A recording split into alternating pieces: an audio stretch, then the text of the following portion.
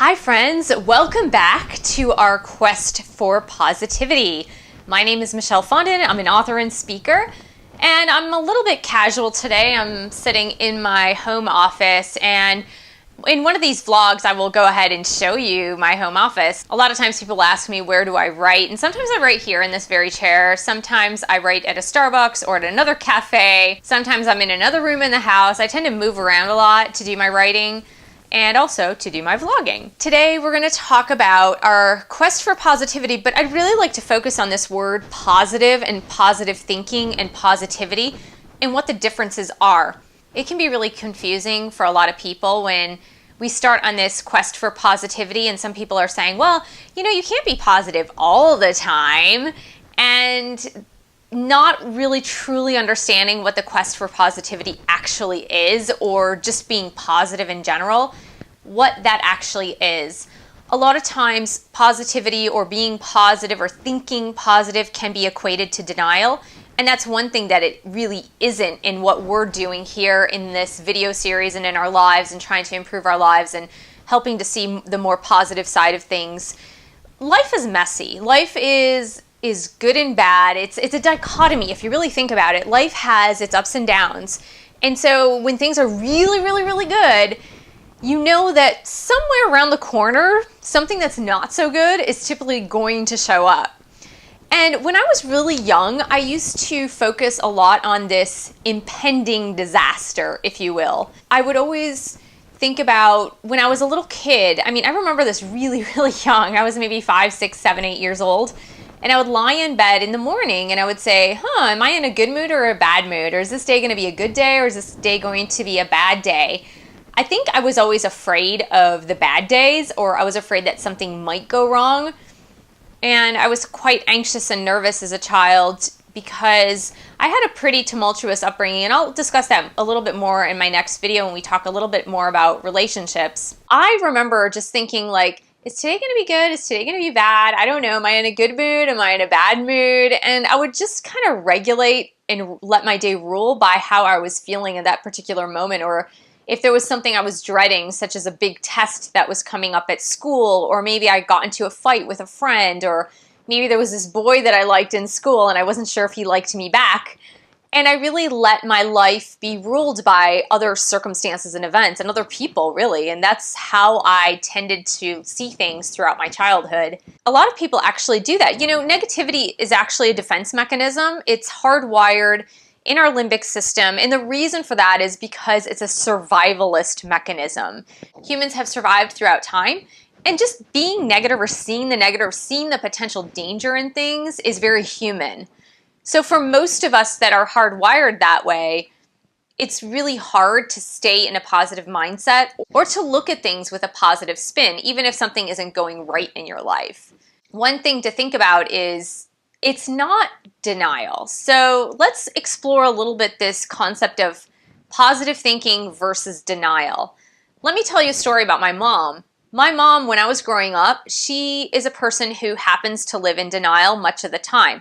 She's a very optimistic person, and I believe sincerely that I get my positivity and my optimism from her, and I'm really thankful for that. And I really do see the glass is half full most of the time versus the glass is half empty. But my mom grew up in a very difficult childhood, in a difficult household. She had 6 brothers and sisters. Her mom suffered greatly from deep depression. And my mom had to take care of a lot of her younger siblings. As a result, she grew up with this mask over her face. It almost seemed like things were too painful for her to handle. So she always has this air of denial about her. Now, as she's gotten older, she's a little bit more self-aware, a little bit more aware of her circumstances, but not totally. And so I grew up with this. Like, I grew up with, it could be pouring rain outside, and let's say we had a picnic planned, and it could be just pouring rain, thunderstorming, thunder and lightning, and we had this picnic planned, and I would say to my mom, Mom, you know, it's raining and thundering and storming. I don't think the picnic is going to happen. And she would say, no, it's really going to happen. And so that's blatant denial. Instead of recognizing it as a problem and reconfiguring that problem and trying to find a more creative solution, which is positivity, by the way. Positivity is seeing the problem for what it is, or seeing the situation for what it is, and being able to find creative solutions to look at it in a different way or to find a different solution. And that's really what positivity is. It's not denial.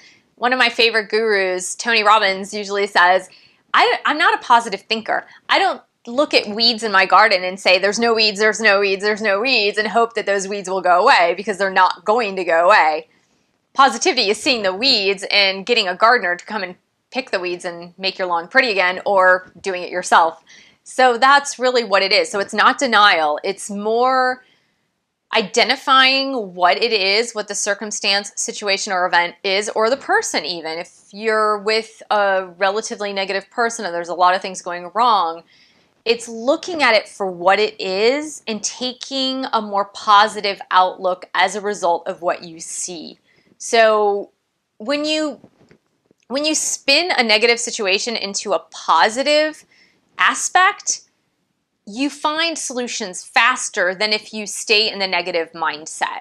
The negative mindset, it dampens your mood, it makes you limited in your thinking, and it also brings you to a more selfish place. It tends to bring you more into a self-pity mode, and then when you're in this mode, you really can't think of creative solutions.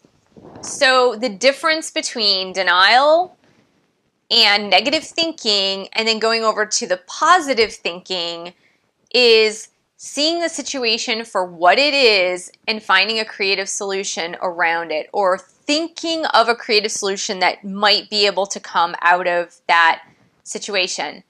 And you can do this with people too. It doesn't necessarily have to mean just something that happens to you or something that's just going on in your life at that particular time. So let me tell you something about finding a creative solution to something extremely negative.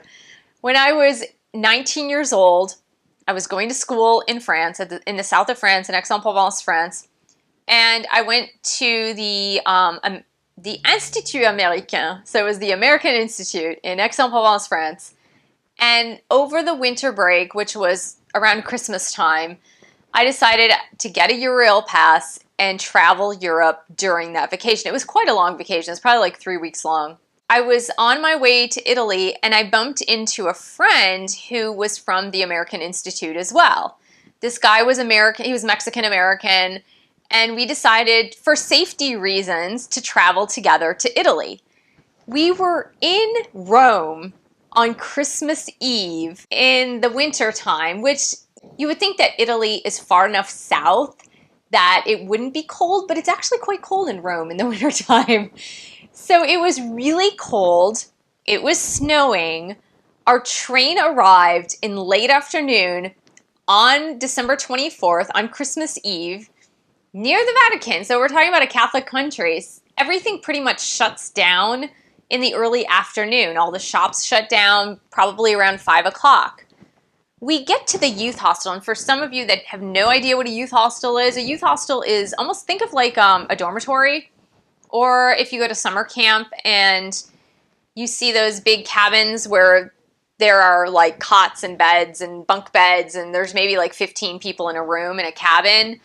A youth hostel is similar, where you rent a bed basically. You don't have much privacy. A lot of times you're in the youth hostel with 20 other people who you don't know. But you're basically renting a bed for the night, and it's really inexpensive for a student to travel this way. Sometimes you could get a bed for like $8 a night. It was super cheap. When we arrived in Rome on December 24th, and I think it was, I want to say it was 1990? So it was a long time ago. I'm dating myself. When we arrived, there was no room at the youth hostels. They were all taken up. So what ended up happening was we went to search for bed and breakfast, which was basically like, if you know what an Airbnb is, it's kind of like an Airbnb, but oftentimes the people were there. So in a bed and breakfast, often people will rent out a room that they have and they're actually living there and they just have a spare bedroom and they're going to rent it out.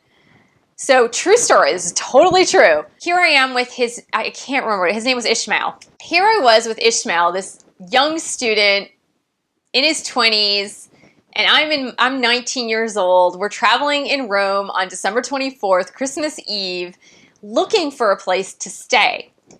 We go to one bed and breakfast and they refused us. They said, no, you guys are not married. You're not staying here.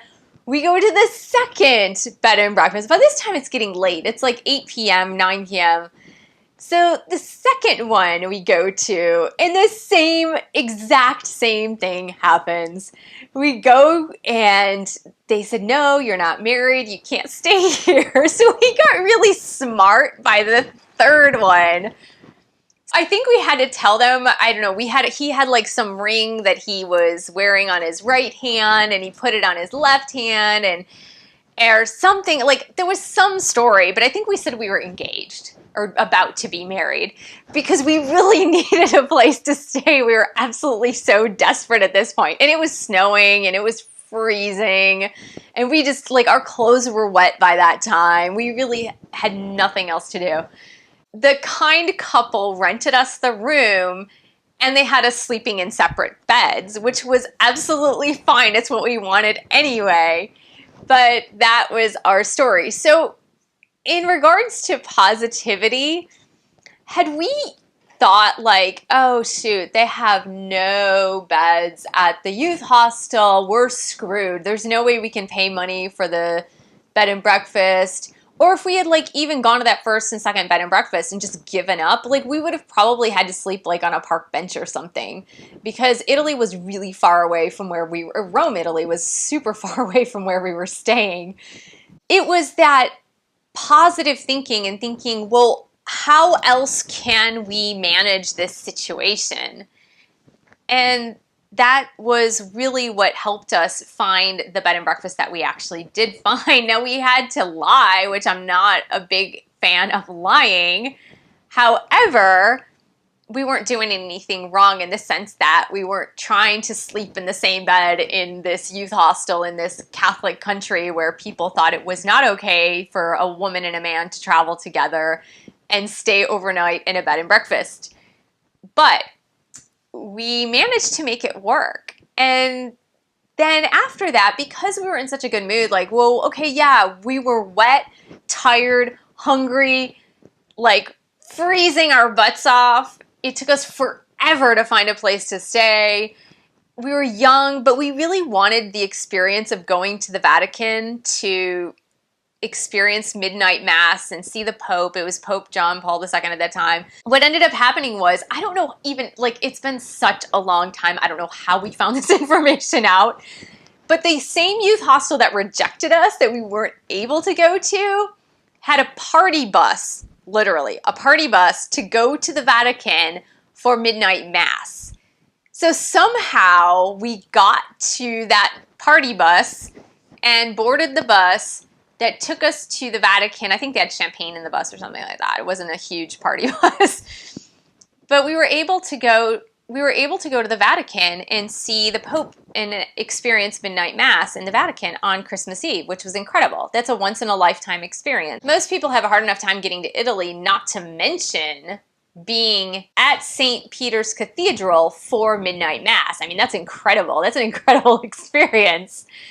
But can you see that, like, my whole negative experience was a story to tell? If I had just let it be a negative experience and not found a creative solution, I would never have a story to tell for you guys. Like, I probably never would have made it to St. Peter's Cathedral for midnight mass. I would have just been like, oh, we should just give up. We should find a train back to France, whatever. But we didn't let the negativity bring us down. We allowed it to help us find creative solutions to make the situation better. And it's a great story. It's an excellent, I mean, how many people have that story to tell that they were roaming through the streets of Rome, that was unintended. They were roaming through the streets of Rome on Christmas Eve, not able to find a place to stay, just like Mary and Joseph trying to find a place at the inn. Do you get it? And we were literally roaming through the streets, trying to find a place to stay, ended up finding a place, and then going to the Vatican for midnight mass. I mean, that's pretty incredible. And that's what I'm talking about when I talk more about our quest for positivity. It's more about mindset. It's more about really finding a creative solution to the problem. And when you are in a more positive mindset, you're able to find better solutions to the problem. So go find your cool stories by turning around that negative and turning it into a positive by here's the first step, recognizing the problem. We can't change anything if we don't see it. Right? So if you have blinders on and you're just like seeing this and you're not seeing what else is going on in your life and you can't open your eyes to what's going on, there's no way you can change it. It's going to stay negative because you're not seeing it. So first thing is like recognize it for what it is. Like see the problem, see how this isn't working, and then you can find a creative solution. When you find a creative solution, you do it with a more positive mindset. Like, what else can I do? What are the other possibilities here? And then you find your creative solution. You try things, and you try and try and try and try and try again until something clicks, until something works. So I hope you enjoyed this video. Stay tuned, subscribe to my channel. If you love these videos, I don't get paid for doing these videos. I do this because I love being with you guys and I like being in front of the camera, but I don't get paid for it. So if you love my videos, you want to continue to see me produce these videos, then please subscribe to my Patreon and think about donating a little bit of money, even if it's $1 a month, $5 a month, it doesn't matter. It'll help me continue to buy equipment and be able to do more things to create these videos. It's www.patreon.com/Michelle S. Fondin. And I'll see you in the next video.